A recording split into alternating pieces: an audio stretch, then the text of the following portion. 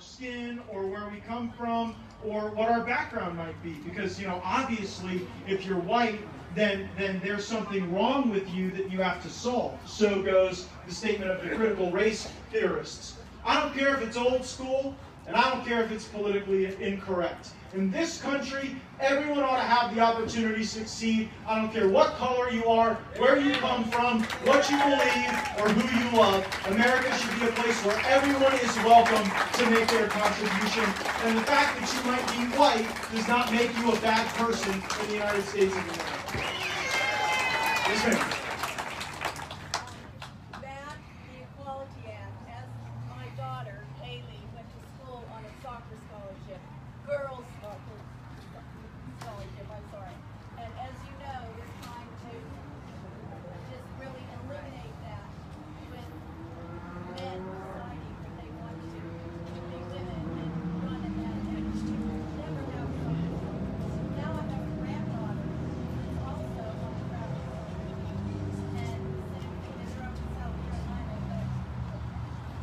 So the question is about the attack on women's sports that we see going on right now. And I don't get this.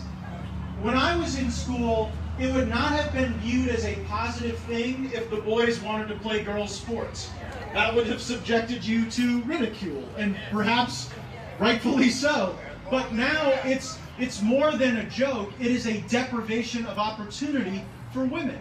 You know, my sister got a great deal out of women's sports. She played softball at Choctawhatchee High School, and it gives young women a sense of agency and ambition and self-esteem that's really important. And I don't understand why more women in America aren't fighting against this transgendered agenda that doesn't really seem to be about treating people fairly and honestly, but about shifting the whole matrix of how we design athletic competition and employment.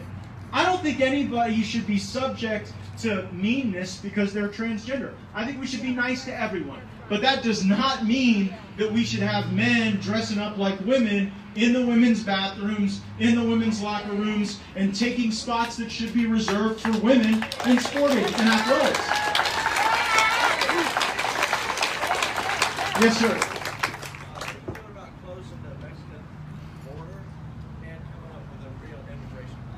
The question is, what are we doing about closing the border and coming up with a real immigration policy?